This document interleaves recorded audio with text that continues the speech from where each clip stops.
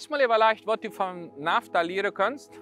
Naja, wenn wir wollen, ich würde was lernen von den Tieren, von den Planten, so auf den NAFTA. Also in Paraguay die NAFTA-Preise stehen heute, in Argentinien, Bolivien sind viele Menschen die Grenze überschreiten am NAFTA zu sehen. Ich habe verschiedene Orten gewesen.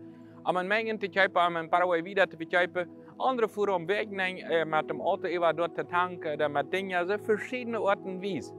Wenn die NAFTA wichtig genug ist, dann ist man bereit, auch eine extra Reise zu machen, in Titen zu stoppen, einen langen Stau zu stehen, um den billigen NAFTA zu kriegen, wenn es wichtig genug ist. So, wenn du wichtig bist für die Person, die war die seht ihr. Wenn Gott für die wichtig genug ist, was du dem auch seht ihr. Die Frage ist, was ist an deiner Liste wichtig? Die billigen Preise zu kriegen, was nicht was Negatives ist.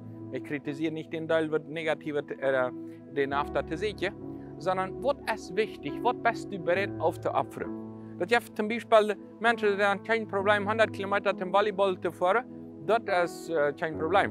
Aber wenn die alle 60 Kilometer zu weit fahren, das ist mir viel zu weit. So, die ist der Brennstoff, das kann ich mir niemals leisten. Für Gott eins was extra zu sein, oder meine Seele abzutanken, nur mal extra Tiger abstunden, oder eine extra Reise machen, oder wohin fahren, oder mit wem reden, oder aber nicht mal mehr. So viel wichtig wird Gott mir nicht sein als NAFTA. Für NAFTA, für den Diesel, wenn ich den Billard kriege, du würdest bereit sein, auch über die Grenze zu fahren, mit Papierkram in lange Stau zu stehen, in weit was alle an Geld anweisen, dort ist mir so viel wichtig. Aber Gott nicht. Wenn das eins, wo soll ein extra Tiefdruck, wenn das nebenbei mal bei Gott, ich habe nicht den Gott so. Aber dem nicht mal will, extra seht ihr, nicht mal ein Tag, dass ich ein bisschen Geld verliere, wenn es Gott, so viel wichtig würde mir dann auch mal nicht sein. Das ist mehr. Nu sehe ich noch zu jung, oder nu sehe ich hat das viel zu Druck für Gott. Ich sehe zu alt, oder das ist doch nicht, mit anderen Worten, wenn jemand eins was nicht wirklich will, dann wird der Ärmer Utrecht finden. Aber wenn eins wer was wirklich will, dann wird er den Weg finden dahin, wo dort immer ist. Und wenn dort über die Grenze formt, dann wird er dort sehen, wenn ihm das wichtig genug ist.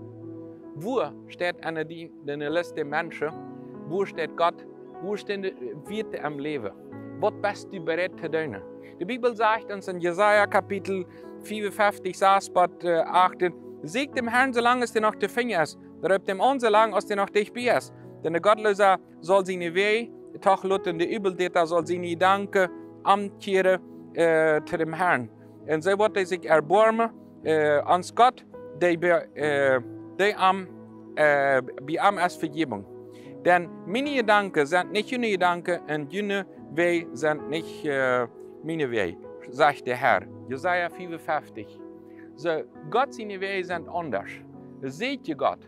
Manche sagen, dass Gott seine Verantwortung hat. Sogar hier, dort ist der Prediger, dort ist Gott durch an mich zu sehen. So, da kann ich froh sein, wenn ich mich auf den Tag mal in der Kirche habe. Da kann ich froh sein, wenn ich auf den Tag Dankeschön sei. Aber mehr, mal wirklich sage ich Lot von dir mal Sachen, wenn es mir wichtig ist, Gott zu sehen, nicht. Für den Volleyball, für NAFTA, für die Arbeit, würde ich bereit sein, extra Zeit zu geben. Aber nicht für Gott. Er sagt, ja, ich bin bereit, auch wenn ich mit eins, wo was peinlich löse. Wenn ich einen Konflikt habe mit meiner Familie, ich bin bereit, auch extra zu fahren und extra was zu tun. Und wenn ich auch anders überzeugt bin, aber für meinen Partner, wo ich was tun, das ist mir wichtig genug, das ist mir noch wichtig auf NAFTA. Die Werteskala ist wichtig, was ich denke und sage, Gott ist noch wichtiger als NAFTA.